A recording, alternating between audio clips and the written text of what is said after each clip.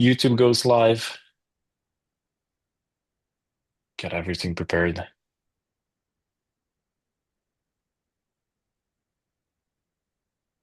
Okay. How's everyone feeling? Seems like we're live on YouTube too, so that's perfect. Um, Again, welcome, welcome. We'll wait for maybe 1 minute more until everybody joins, and then we can kickstart things with David. As I mentioned, I have the pleasure to have David Barreto present this session. He's a developer advocate at the Starknet Foundation. He's a famous person if you've been in Starknet ecosystem. He has been organizing the base camps, and you're in best hands for getting started with Starknet. So I'm super excited for this session. Give a warm welcome to David, and yeah, I think we're ready to kick things off. So, David, if you want to say a few words, or if you want to go straight into it, feel free to do so. Well, no, thank you for the introduction. As yes, we're mentioned as a developer advocate. I've been teaching about Starknet in Cairo for a while, but it's always a challenge to have 1 hour to give you an introduction to the ecosystem. Uh, so we won't be able to talk about all the topics. We're going to try to focus on the most important bits. You will need to continue discovering the ecosystem as you go. We have a bunch of documentation and places you can go. So the goal today is basically show you how to set up a developer environment that has all that you might need for a hackathon, how to use a Scarp to create a project. We're gonna do like a walkthrough through the files created by Scarp, like the configuration files, the smart contract itself, the testing, and then if time allows, we're gonna try to deploy it to Sepolia, which is the test network for Starknet. So yeah, we have only 1 hour, so I'm just gonna start right away. Robert, I won't be able to read the chat, so if you have see any question, please just read it out loud so I can stop and answer it. Fantastic. And if the chat has any questions, so we are on Zoom. For those folks on YouTube, you can drop them in the YouTube chat. But for the folks on Zoom, you have the Q&A section. Feel free to drop them there, and we'll answer them as fast as possible. Need to be able to share some links. So that's the only thing I need to be able to do. Um, okay, right. So you can see probably my browser by now, and I'm showing this Docker image because there are multiple ways to install dependencies that you might need for developing a smart contract. A popular one, maybe the most common one, is to use something called ASDF, which is like a package manager for multiple tools, not a single tool. So with this is like I see like a light version of Docker that you don't need to have a Docker running, which is more heavy. And with it, you can install something like Scar, which is the package manager for Cairo, Starkli, which is the command line interface for Starknet, or Starknet Foundry for testing. But I actually prefer using Docker for this. I think it's faster, it's more reliable as well. But you have that option. If you don't like Docker, just install dependencies using ASDF. That will work. For today, I'm gonna be using this Docker image that I'm gonna share the link in the chat. Docker image. And I'm gonna show you how to do the setup so you can use it with your VS Code, or even it also works with Cursor as well, but you can use it in any other IDE if you know how to use Docker overall. So first things first is that I'm gonna create a project here, like a folder from a project. Let's call this let me open my notes so I can, yeah. So first of all, I just gonna make sure that Docker is running on my computer. So in my case, it is version 27. Next step will be to make sure that I have a specific extension for VS Code that's gonna allow us to make it easy to work with Docker. So let me just open VS Code here for a moment. And yeah. So what I want to show here, if I increase the font size, oops, I have some dependencies that need to be updated. Give me a second to update this. All right. So you need one extension called dev containers. So this is an extension from Microsoft for VS Code, which is going to allow to basically launch an instance of VS Code inside of a container that has all the dependencies we will need. So this will help to resolve all the binaries. And every time you open the integrated terminal, you're going to have access to, all the binaries like Scarp, like Foundry, and all that. So make sure you install this in VS Code first before you can continue. So I'm going to go back to my terminal here, and I'm going to create a new folder.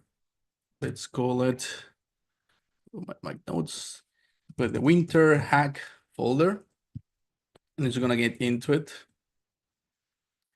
Let me close this one just to be able to make sure to open a new instance inside this folder. So now I have like a clean working directory, right? So I don't have anything here. So I need to create a configuration file to be able to use the Docker image with VS Code. And what I need is a file called .devcontainer.json. Right? So you create this file, and you need to give it a name to the container that you're going to create for this using the image. And then you have to tell which image do you want to use with the extension or with VS Code. So the one is the one that I showed you before, is this one right here, the Starknet Foundation, Starknet Dev, and I'm using the last version, this 2.9.2. Just gonna copy this. I'm gonna give it the specific version, 2.9.2. And that should be all that I need to be able to have the two things combined. For example, right now you can see that if I open the terminal, oops, in my VS Code, I don't think I have Scar. Maybe I have an old version. Oh, I have a Scar in my host OS, but if I go for Forge, yeah, you can see that, for example, in my host machine, I don't have a Starknet Foundry, which is the test suite for Starknet. I don't have it installed in my host OS.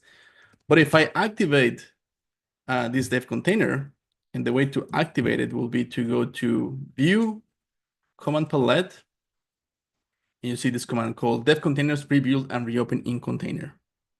So when you do that, it's gonna reopen again VS Code, but first gonna build the image.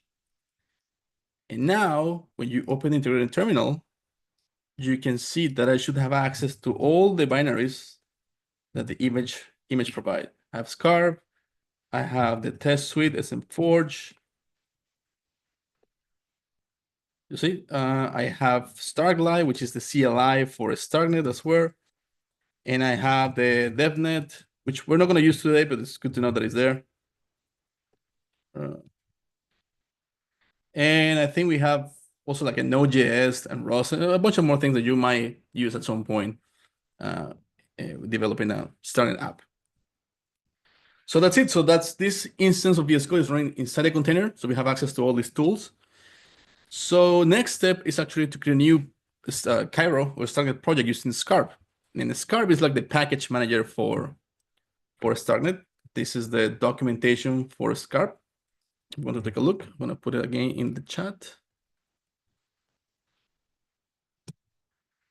There you go. So with the Scarp, you have a command line interface that you can do pretty much create a new project doing Scarp init. So in the folder that you're in right now, it's going to create all the files for a Starknet project. And the first question that is asked you, which test runner do you want to use? Do you want to use let's say the one that is for vanilla Cairo, which is the Cairo test, or do you want the one that is specific for smart contracts on a Starknet? Because you can use Cairo for both, right? You can use Cairo for just any type of program, like the same way you can use Python for anything, or you can use Cairo specifically for building smart contracts on a Starknet. So because we're going to do that, I'm just going to choose the Starknet Foundry as my test runner because that's the one for smart contracts. So you can see that a bunch of files and folders have been created. And let me do a walkthrough. Oh, first of all, let me close this terminal. If I open this Cairo file, you can see that we don't have any syntax highlight, right? And this is hard to code without syntax highlighter. And the same happened with the scarp.toml. This is the configuration file for Scarp, very similar to cargo.toml if you come in from Rust, but again, no syntax highlighter. So we can fix that by going back to this dev container file and basically tell the extension which extensions to the VS Code we want to add whenever we run this specific instance at a container. So we go to the key customizations, and in here we define VS Code, and then we go for the extensions, which one we want to load by default. So there's two extensions that we want to load. One is the syntax highlighter for Cairo, and the syntax highlighter for TOML files. So the one for Cairo is called starkware.cairo1, and the one for TOML files, come on, cannot get the cursor in the right place. Yeah, it's called dot even better TOML. Let's check that is correct the spelling. Yeah. So as soon as I save this file, you can see that VS Code is asking me, hey, you modified this file, the configuration file. You want to rebuild the image or rebuild the container using this new image. So if I click rebuild, it's going to do the same thing. I'm going to rebuild the image, going to launch a new instance of VS Code inside that. So if this is working correctly, now when I try to open the Cairo, you can see that we have syntax highlighter working. And if I open configuration file for TOML, we also have syntax highlighter. Okay. So this is why the Docker image is so useful. In a very short steps, you have a whole system working for you. Okay, so let's see the files that were created by default by Scar when we created the project. So we can see that we have two main files. We have, first of all, the configuration file. And in here you can see that the name of the package for your project is the same that we chose for the folder name. Okay, you can modify if you want. I'm just gonna leave it as is. Also noteworthy is the edition. This is basically saying which prelude you want to use for your project. You can use a smaller prelude if you want to more manually add imports into your project, or you can use the latest one that has all the new things available in the language, because the language changes over time and it gets better as time goes by. So you're just gonna pick that one, the latest. You see also that because you can use Cairo and you can use Scarp for building regular programs, not only smart contracts, we need to explicitly tell the project that we are going to use this for Starknet. So what it does is basically a plugin that is going to bring into scope a bunch of attributes, which basically macros, that are allowed to convert regular things like traits or a struct into something that is specific to a smart contract. So it's going to give you like an extra power, let's say. And then we have a couple of dev dependencies. One of them is SMForge, which is a Starknet Foundry. There's a binary called Forge, which is the library that you use for writing tests for your smart contract. And this one is just to bring some new macros for assertion. Then you have this line is basically saying, hey, when you compile this project, I want you to generate the Sierra files of my smart contract, because what you deploy to Starknet is not Cairo directly. You deploy the compiled version of that to a new language called Sierra. It's an intermediate language. So that's what it's doing. And then finally, you have some scripts. And what it does here is that it's turning Starknet Forge as the default test runner for the project, right? So it's more custom made for smart contracts. That's the configuration file. The rest is just comments. If we look at the actual Cairo file, we have different sections. If it's the first time you see a smart contract in Cairo, it'll start with an interface, the public interface, which is a smart contract, basically saying which functions am I going to have available. And in this case, that interface is defined as a trait, but that trait has to be annotated with a specific attribute called a Starknet interface. So that way, it's not just a trait, it's actually the interface of a smart contract. That interface defines the signature of two functions, increase balance and get balance. So increase balance is gonna, as the name implies, is gonna modify the internal state by increasing a counter value or increasing some value. In this case, just an amount. And because it's gonna modify the state, it actually requires to be passed a reference to the state. When you get a reference, you can actually modify its value. In the case when you want to only read from the state without modifying it, you use what is called a snapshot with this symbol. Say, hey, just give me a version of the state that I cannot modify, I cannot write, I can only read from it. It's like a safe version to use. So that is get balance. And then you have the return types. So increase balance doesn't have any return type, but get balance has a return type, which is felt 252. And felt is like, let's say, it's like the built-in data type of Cairo. You can think of it almost like an integer, like almost like a uint 256, but not as good.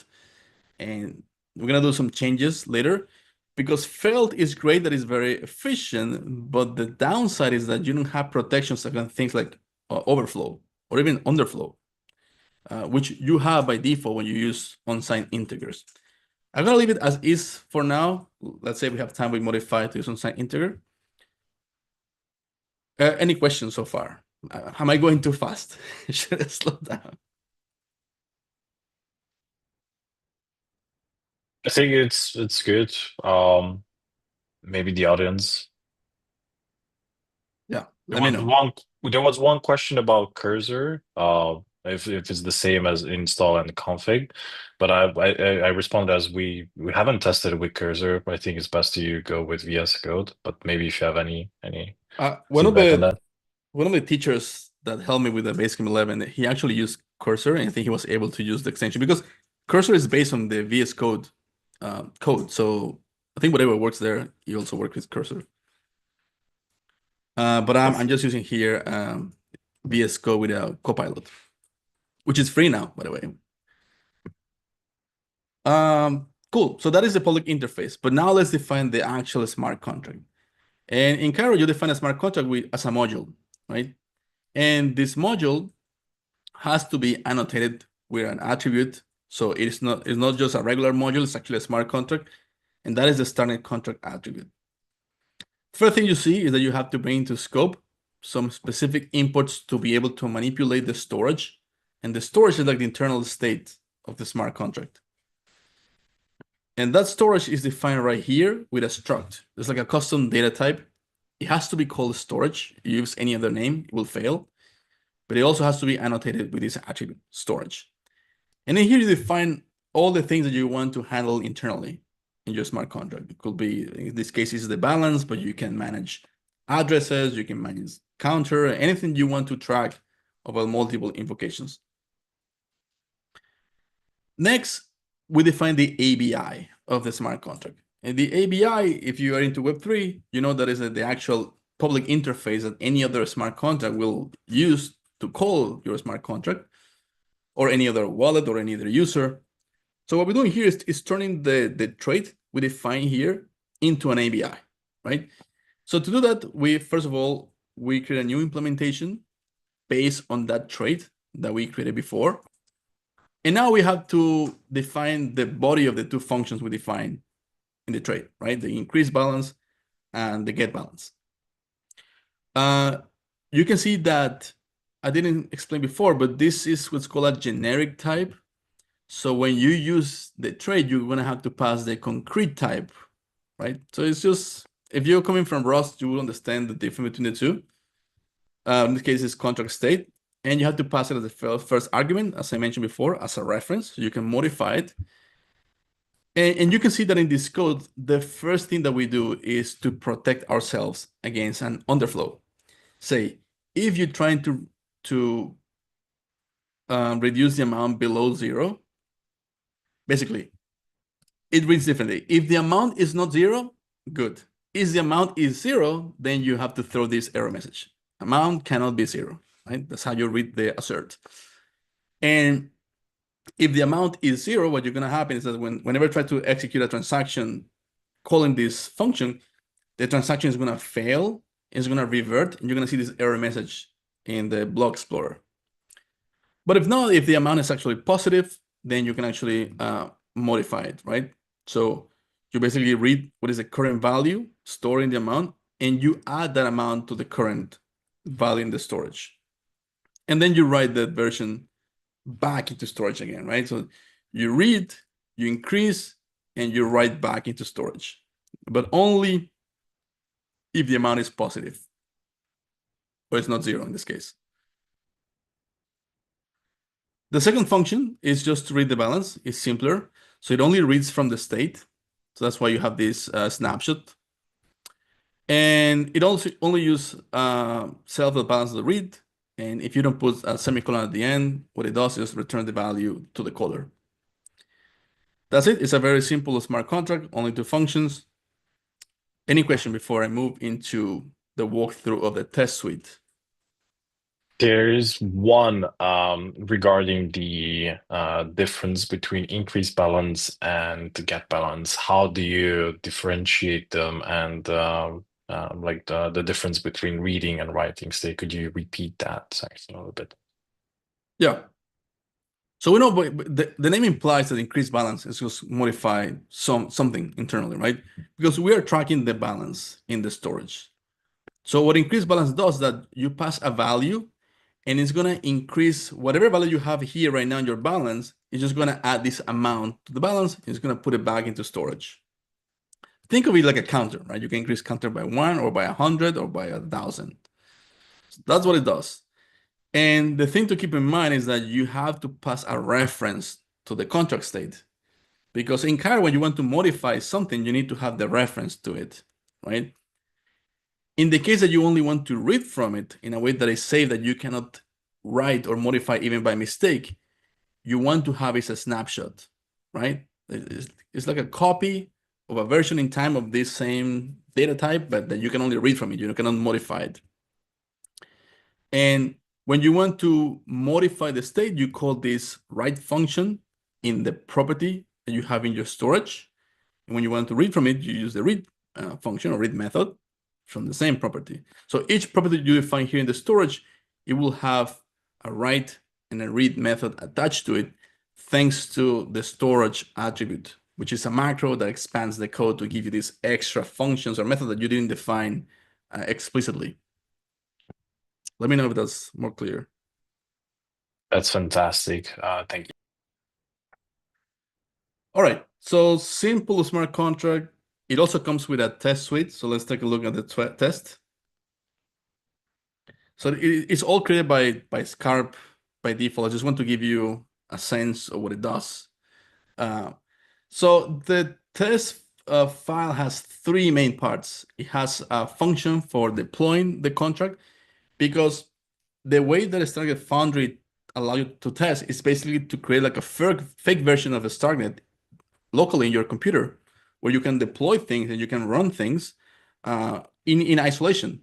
Basically, this is what is called like a black box test, that you don't expect to know anything from the internals. You only use the public interface of smart contract, which is very similar to the way that it actually works in real life when it gets deployed to a real blockchain.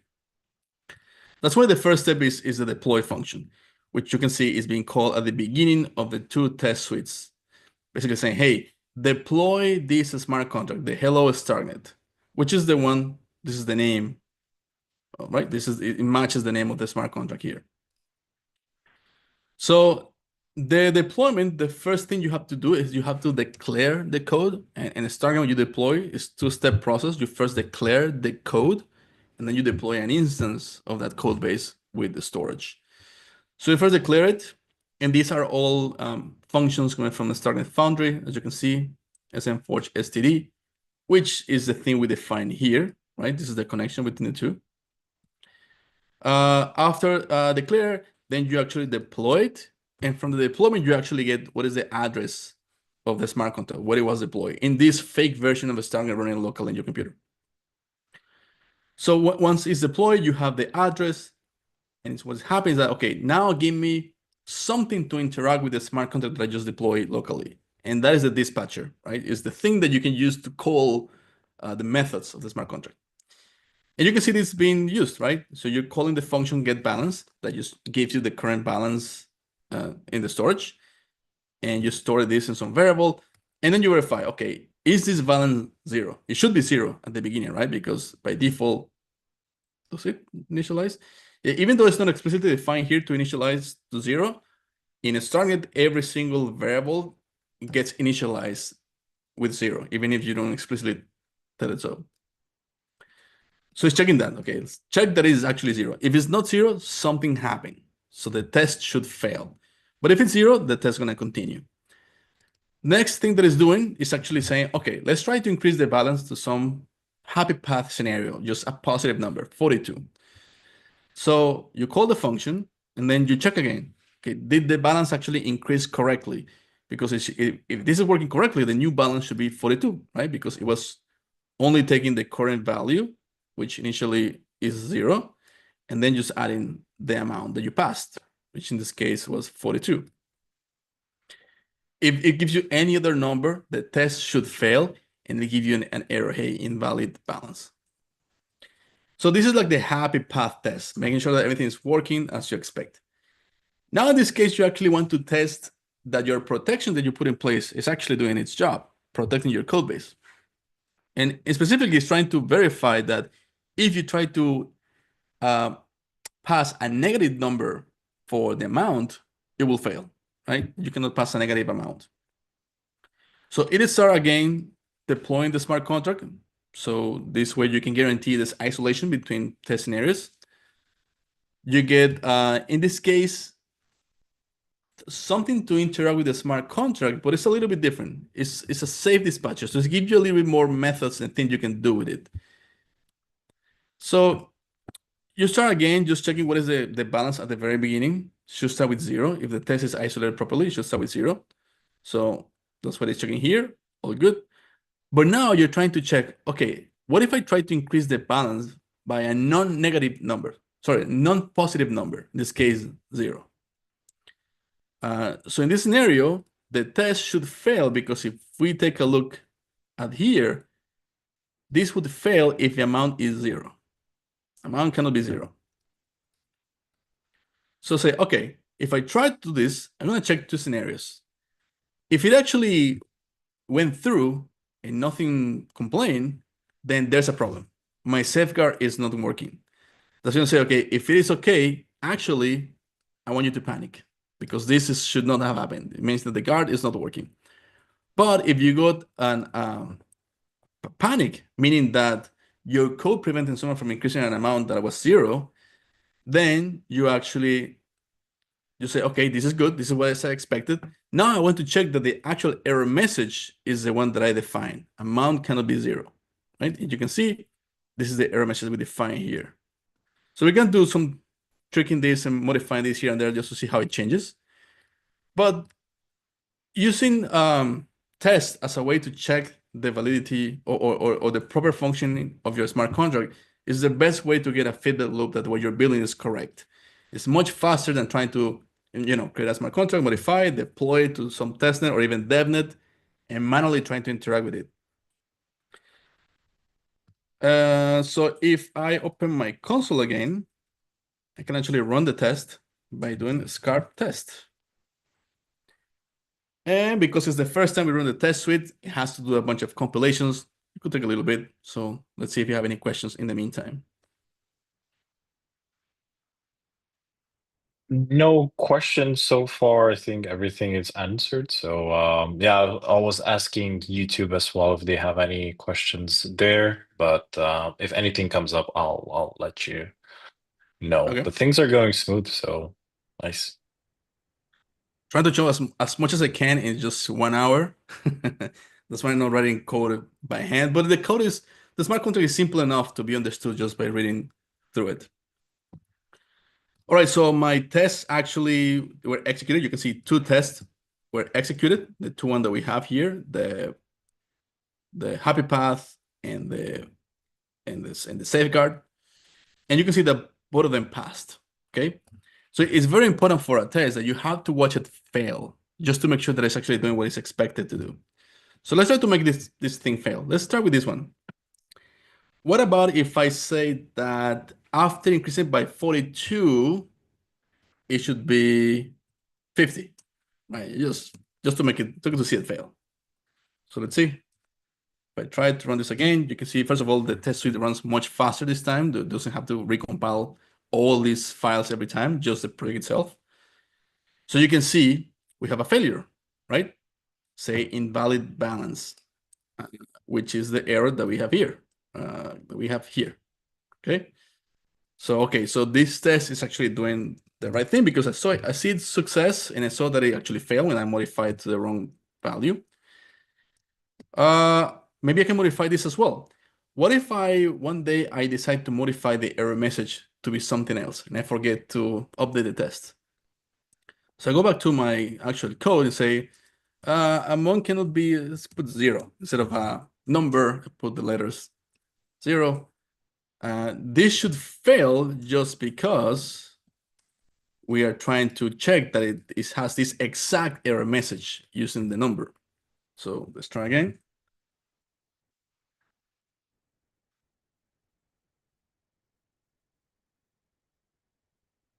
Yep, so you see that it fails. Amount cannot, yeah. It's showing me the actual error message with 0 instead of the number. So yeah, so those two tests are actually working correctly. So I'm just gonna undo my changes here, go back to actually 0, and just run the test again, just make sure that I didn't forget to reset something else. And okay, back to green. Perfect. Okay, next step will be to deploy the smart contract. If there's any question, you can stop me now. Let me go to my nodes. I do have a question, but I'll answer this mostly like what was the how they can get the sample contract in the dev container, and this is the scarp new command that you ran. Yes, that's correct.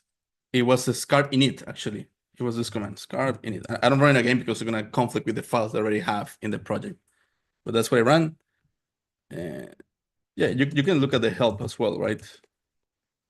They give you all the options. You can change the name of the package if you don't want like to have the same name as the folder, the package, and things like that.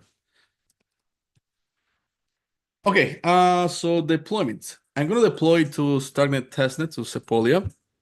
And there are multiple options for deployment. You can use a CLI like a Starkli. In the case of a CLI, you will have to create a wallet, you will have to fund it, you will have to declare the contract and deploy all that through the command line interface that Starkli provides. And this is Starkli. This one here. You have another one called SNCAS, also another CLI you could use. Another way to use it or to deploy a smart contract will be to use an SDK. And the most popular one is a Starknet.js. Come on, if I can write correctly. Yes, come on. This one, yeah. So this is the most commonly used SDK for a Starknet when you can define actually a script to do the deployment. And I think they have some examples how to do it. We say create an account. Yeah, the benefit of using an SDK could be based on JavaScript, could be based on Python if you prefer Python. There's actually one being developed in Cairo itself. The benefit that using an SDK over a CLI is that with SDK, you can repeat the process over and over without having to write multiple commands in the command line, one after another one every time. So it takes more time to set up initially because you have to create the script. But after that, you can deploy things very, very quickly because just running one command. The third way, and maybe the most beginner friendly you can have right now, is to use a wallet. In this case, to use ArgentX. Because I have time, I'm gonna show you how to create the wallet. So let me destroy this wallet to show you how to do it from scratch. Actually, I'm curious to see if I can use Bravos as well. Let's see, I'm gonna show you how to create a wallet from scratch in case you don't have a wallet. So let me remove this ArgentX. So to create the wallet, you basically have to go to the web store on your browser and you're just gonna search for ArgentX. Here's my font size. So you have two main wallets, Bravos and Starknet ArgentX. They're not the only two wallets, there are more. These are two more well-known. So you're gonna add this extension to my browser.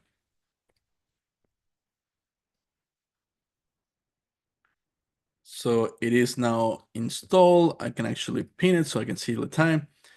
So I'm gonna create a new wallet. Okay.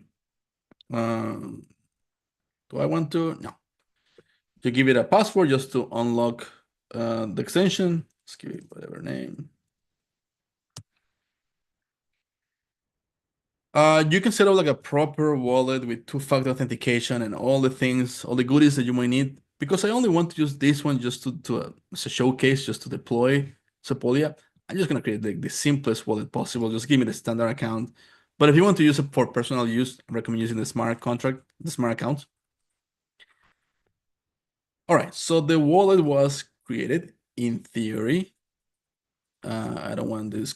I don't want to back it up. I'm just gonna destroy this once I'm done. But so error goes away. Can I increase the size of this? Try here. Okay. Okay. So I have an account on mainnet, but I actually want to deploy the smart contract to testnet, so we don't have to use real money in this case. I always forget how to switch. Oh, here. So switch to Sepolia, Starknet testnet, and create a new account in this blockchain. Again, just a standard account, just to keep it simple, just for this showcase. All right, so I have the wallet. And on a Starknet, every wallet has an on-chain component. It has a smart contract actually connected to your wallet. It's called a user account. That smart wallet has to be deployed to testnet before you can actually use the wallet.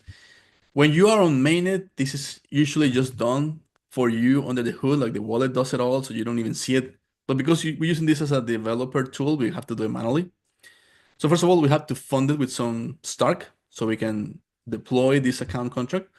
So we're gonna copy the address here, and I'm gonna go to a faucet. Actually, let's see, let's go to this faucet, which is this link. Chat, faucet. Yep. So I'm just gonna paste my again the address. I'm gonna paste it here. You have the option to get Stark tokens or ETH. In this case, doesn't matter. You can use either one. I'm just gonna get it with the Stark tokens and just request the tokens. It will be very quickly.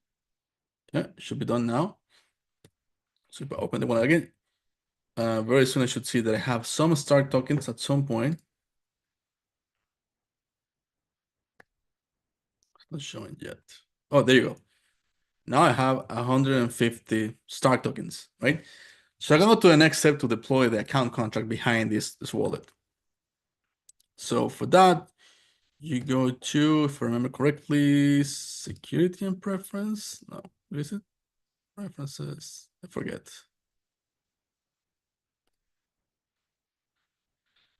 Do you want to trigger the deployment? Yeah, I think it's on the account at the top. No, go back. On the account and then the three dots. And yeah, then, deploy yeah. account. There you go. All right. So Also, we this have is a, the, mhm. sorry, we have a question on YouTube. I'm not sure if you want to answer it now or after. Yeah, I can now. That was fine. So the question is from Lila. Cairo seems heavily influenced by Rust. Why was it created chosen over Rust? Oh, because it only shares the syntax. It only looks similar, but the compiler is completely different. And the compiler is really the secret sauce of any language. Because Rust compiles to a traditional CPU, but Cairo compiles to the Cairo VM, which is a special purpose, say, virtual CPU that creates validity proof out of the execution of any code. That is the main difference. But yeah, they look similar. It's inspired in the syntax only from Rust. Right, so the account should have been deployed. Let's double check that is the case. So I'm gonna go to a block explorer. I'm gonna copy this as well in the chat. Block explorer. make sure you're in Sepolia because that's the testnet we're trying to use. So I'm gonna check for the address of my account. Yeah, so if I can't find it, it means that it's actually there's a smart contract behind my wallet that has been deployed. You can see it's an account, and it's within Cairo 2. So okay, so the wallet is all set up, working fine. So let's try to use this wallet to actually deploy the smart contract that we have from Scar, like the default smart contract created. So we can go again, if I remember where exactly, I think is here, the account settings, declare and deploy. Right. So this is bringing me to this website called Stark Utils. I'm gonna copy here, chat. And in here you have multiple things that you normally use, like converters, like from felt to string or to string to felt. This is very useful, but this is actually extremely useful for a very simple way to deploy any smart contract. So first of all, it's asking you to add an extra line in your configuration file in your scarp.toml, just because you say, hey, we not only we need the Sierra code of the smart contract, we also need the Cairo assembly code, which is like the low-level code. And Scarp by default doesn't create this file. You have to explicitly tell it, so hey, when you compile, create these two files, one for Sierra, one for Chasm. So we can go back to our project. Basically here, just ask this new line, Chasm equals true. And then you will have to recompile the project. So you make sure that you have those files, Scarp build. And these files will appear in this target folder. So it's basically these two files. This is the Chasm, this is the Sierra one. So we can go now back to here and say, okay, pick these two. So let me show that I'm in the right folder because maybe I moved. I was in the sandbox, WinterHack, the test. No, in the target. Oh, come on, target, dev. These two files, the compile contract class and the contract class, right? And I know because it's the name of the smart contract. The rest are just files created just for the test purposes, not really for things I need to deploy. So I check them, connect both of them, and I click connect and declare. I can actually use browse or Argent X, so that's fine. Both are supported. I'm just gonna use Argent because I have it now with some funds. Lock it. Yeah. So I'm gonna connect it to the app. Switch network. What? Oh, wait, I forgot to put Sepolia here. I was trying to deploy to mainnet. Let's try again. All right, so now it's just a matter of confirming, paying the fees for deploying. And it failed. Why? Let me try again. Refresh this page. Go to Sepolia, choose files, these two, go. Yeah, it's failing. I wonder it's because it's actually looking for ETH instead of a Stark.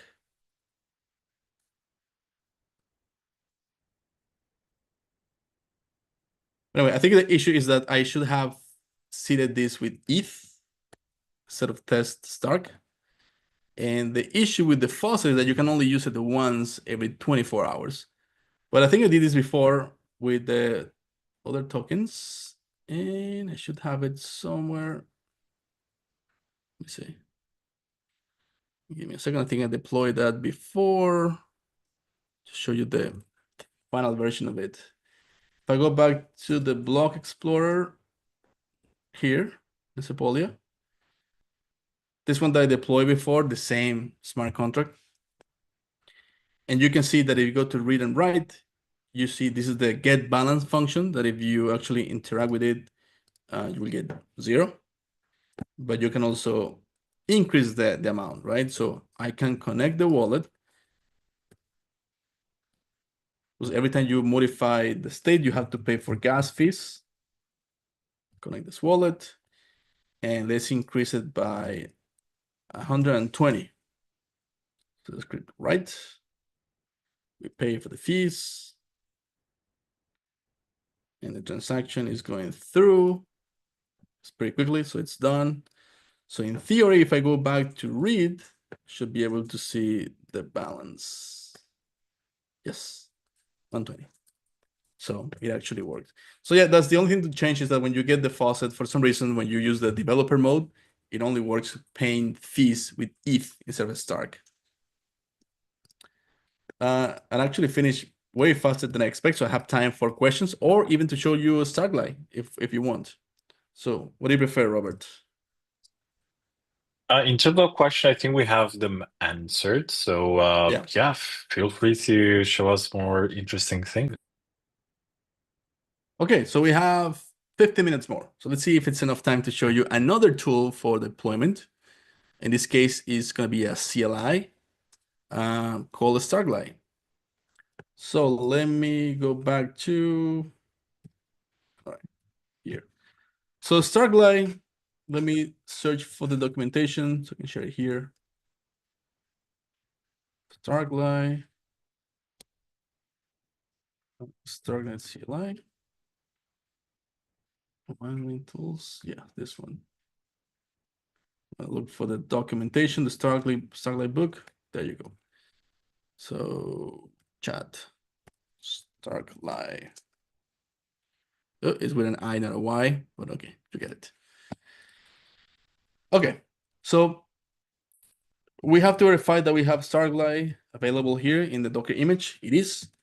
So the first step with the Starkli is that you need to have a wallet, because you have to pay for gas fees for any deployment in the declaration. So we can create a wallet with Starkli. We need two things in every wallet. So as I mentioned, you need a smart contract, your account contract behind the wallet, but you also need a signer, because you need to tell Starknet basically which mechanism you're going to use to sign your transactions, right? Because there are multiple ways to sign on a Starknet that is configurable, so you can modify which signature scheme to use. In this case, you're going to use a simple one, but you define that with a signer. So you go with a Starkli, you create a signer. I'm going to use one called the key store, which is like a key value pair protected with a password, so a simple one. And I create a new one. I'm just going to call it signer, just to make it simple. That's the name of the file, the last one. So it's going to happen.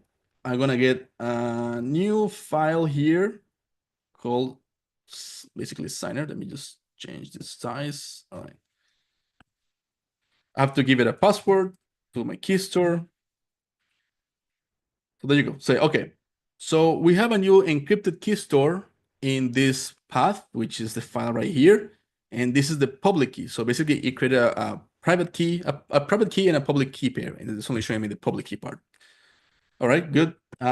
Always make sure to add this information to your git ignore. You don't want to track this in your repo. All right, so you have the signer. Next, step 2 is to create the account. So there's another, let's see here, Starkli account. And these things, you only do it once as you set up the project. After that, you just keep using the same wallet over and over for what you need. So I'm gonna get a new account and I have to tell them, okay, so how are you gonna sign these transactions? And the most common one is called OZ, which is Open Zeppelin. It's a standard defined by Open Zeppelin for signing transaction. That's what I'm saying here. Say, okay, you're gonna create a new one. And for signing, I actually want to use this particular key store that I created in this path, signer, right? That's what I do with the flag. So it's gonna create a new file as well. It's the password for the key store. Yeah, let me try again. Okay. And you say, okay, perfect. So I created this new file here, wallet. And once you deploy it, it's going to be in this address in whatever. It could be Sepolia, it could be a mainnet. And you want to deploy it, you have to run this command. So as before, I just make sure that I'm going to have this also in my git ignore. Just have this too. So let's do the deployment of this, right? So I'm just going to copy this command. Let's check. Yeah. Starknet account deploy wallet. Let's give it a try. Oh, I forgot to define the flag key store. So this is the one that's going to sign transactions for me using my private key. Provide the password for the key store. And he's saying, okay, we're going to deploy the account contract, but you need to have some ETH to pay for the gas fees. So make sure you send some gas fees from a faucet to this address. So just going to copy the address. I'm going to go back to my faucet. Make sure there is ETH, not make the same error as before. And request tokens, right? Just pasted the address. Oh, I have to wait. I used this before. So I'm just gonna move these funds from here because I'm gonna use the faucet again. Let's send this address. Give me 120. Basically, I cannot use the faucet. It's only once every 24 hours for the same address. So just send it from the what I got before. So it should be fine. Now my wallet, at least the one controlled by Starkli, should have the funds to deploy. So just gonna click enter to continue. I think it took a while. Let me try again.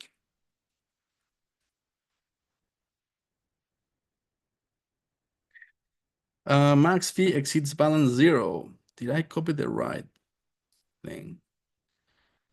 Oh, because I didn't have Ethereum. I only had Stark tokens. Give me a second. Maybe I have another wallet here with test ETH that I can use. One second, using my secondary screen.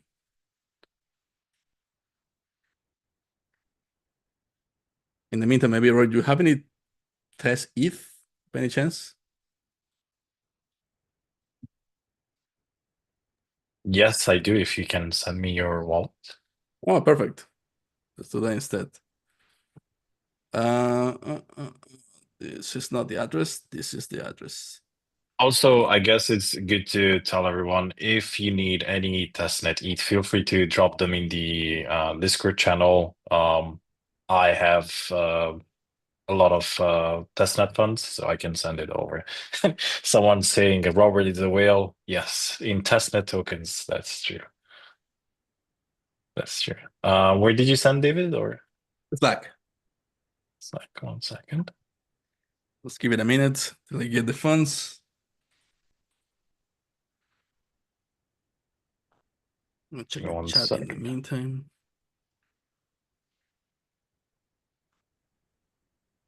Yeah, it's just always the annoying part is the faucet being limited. I mean, I understand why, but every time that I do these workshops, I run into this issue of test ETH. And also they think that in theory you can use Stark and ETH on mainnet, but when you're in Sepolia for development, you can only use ETH for some reason. Interesting. Yeah, I sent the funds, so you can try All it right, again. let's try again.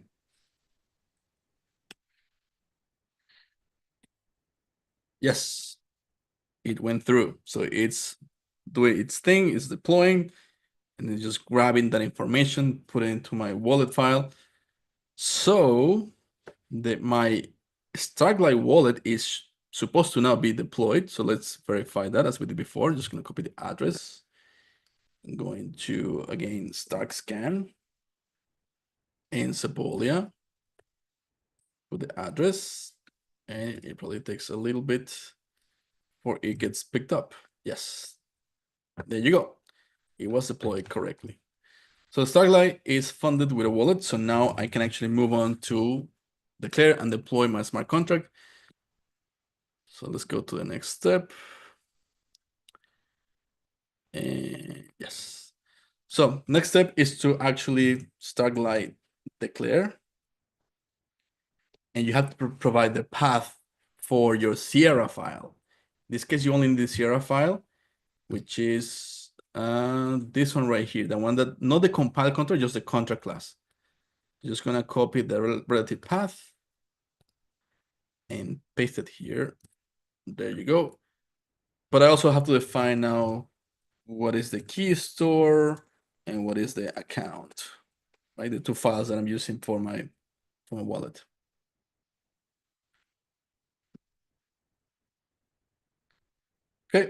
Okay, perfect.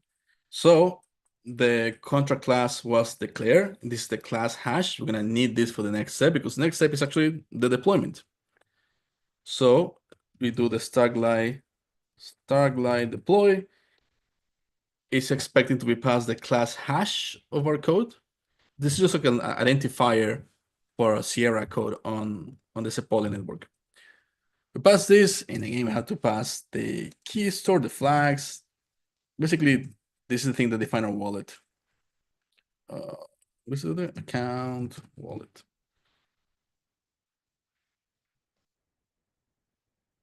And the contract was deployed in this address, so we can take a look. Spolia. Yeah, sometimes it issues that it takes a little bit to re-index new things in the network. What is that? If you get the confirmation, it all works. So you can see that you can also do it with the CLI, with the Starklight.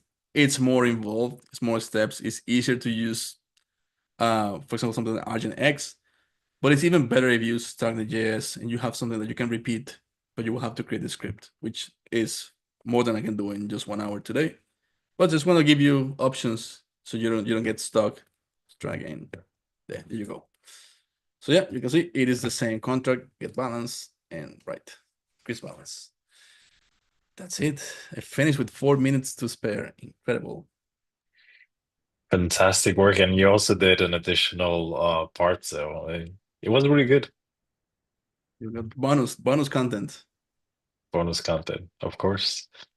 Oh, one more Let's thing I see want to the mention is that yeah. sorry for the hackathon. I'm showing you how to create things from scratch so you understand, but probably a better way is to have the whole setup completed because I'm only showing you the Cairo part. But if you're in the hackathon, you also have to be the front end to interact with it, the UI. And for that, you can use a project called Scaffold Stark. I'm gonna drop the link here. You're gonna have to read the docs a little bit, but it gives you a lot out of the box for creating an application on the Starknet. Sorry, back to you, Robert. Yeah, no, thank you for showing that. And yeah, fantastic work. And yeah, this just to mention this session is recorded. You can check it out all the time on YouTube. We'll send the link as well. And if there are any questions from the audience on YouTube or in Zoom, let's see. So there's one. How to speedrun Cairo for hackathon purposes as a full stack EVM. I think did you answer this or How by any to chance? start the no, like how How where to go next? How to speedrun Cairo for hackathon purposes. As a full stack EVM developer, do you have some resources on Cairo and front-end interaction libraries? So probably I can respond on this. So for the front end, we'll have a new session on the front end tomorrow. It's going to cover Stark scaffold, so you can check that out. But also there's plenty of resources for each challenge on the Biddlebox platform, you'll have on the right the resources like the Cairo book, Starknet docs, Open Zeppelin libraries, and so on and so forth. So each challenge in particular, they have their own resource, and you can check those out. Um, yeah, and there's another question from Ryan. Stark 013.4 implement L2 gas does not. I'm not entirely sure if I understand that question. No, on mainnet you can pay with the Stark fees. So it's just some of the tools for development is the ones that only accept ETH for some reason. I mean, they should accept both. I want to mention that the Cairo book is the best companion that I usually have open at all times. It's my reference for learning Cairo and just keep up to date. It's a great place. Um, I would suggest Basecamp, but you might not have enough time to go through hours and hours of recording. So maybe the Cairo book is a better place. And yeah, and tomorrow you're gonna learn about Scaffold. I think it's a perfect tool for a hackathon. It's gonna give you like all the things you need on top of what I showed you today. You're gonna have way more things also for the front end, not only for the back end, the Starknet part. Yes, and just to recap, for tomorrow we have three different workshops. We have the gaming workshop where you'll learn about Dojo. Then we're gonna have the AI workshop where you'll learn about different agentic frameworks such as Eliza and others. And finally, you'll have the front end session where you learn how to create the front end for your application. But more, you can check on the agenda on Biddlebox platform. With that being said, David, thank you once again for this wonderful session, and thank you again for the bonus content as well. Happy to have you for this session, and thank you everyone from joining. For those in Zoom and for those on YouTube, thank you all, and wishing you a fantastic day. Thank you very much. Awesome.